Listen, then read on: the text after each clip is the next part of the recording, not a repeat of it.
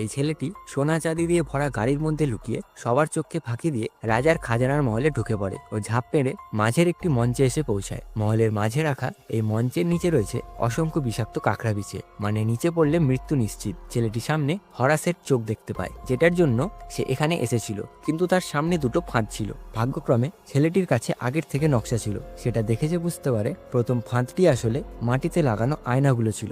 এরপর সে মশাল জ্বালিয়ে নিজের ছায়া আয়নার উপর ফেলে। ঠিক তখনই হাতিয়ারগুলো সক্রিয় হয়ে যায়। প্রথম নজরে দেখে কঠিন মনে হলো ছেলেটি এর উপায় বের করে নেয়। সে মশালটি তার মাথার ওপর তুলে নেয়, এর ফলে তার ছায়া অদৃশ্য হয়ে যায়। এরপর সে সতর্কভাবে আয়নাগুলো পেরিয়ে ফাঁদটি পার করে যায়। এরপর সামনে ছিল দ্বিতীয় ফাঁদ। সে মাটিতে গোলাকার চিহ্ন দেখতে পায়। সে মনে করে তাকে এই গোলাকার চিহ্নগুলো এড়িয়ে যেতে হবে, কিন্তু কিছু দূর এগিয়ে সে বুঝতে পারে সে ভুল করে ফেলেছে। তখনই ফাঁদের হাতিয়ারগুলো সক্রিয় হয়ে যায় আর তার উপর হামলা করে দেয়। কিন্তু ছেলেটিও খুব স্বতঃস্ফূর্ত ছিল, সে তার ফুর্তিকে কাজে লাগিয়ে দ্বিতীয় ফাঁদটি পার করে নেয়। এরপর তার সামনে ছিল তৃতীয় ফাঁদ, কিন্তু এই ফাঁদের কথা নকশায় ছিল না। এমনটা দেখে ছেলেটি ঘাবড়ে যায়, কিন্তু তার সামনে হরাসের চোখটি জলজল করছিল, তাই সে রিস্ক নিতে রাজি হয়ে যায় আর তৃতীয় ফাঁদটি পার করার জন্য এগিয়ে পড়ে। ঠিক তখনই তার পায়ের নিচ থেকে একটি একটি করে মার্বেল নিচে পড়ে যেতে থাকে। এমনটা দেখে সে ওই অবস্থাতেই হরাসের চোখের দিকে ছুটে যায়। ওই শেষ মুহূর্তে ঝাঁপ দিয়ে হরাসের চোখটি তুলে নেয়, কিন্তু সে ওপর থেকে নিচে রাখা খাজানার ওপর এসে পড়ে, যেগুলোকে কিনা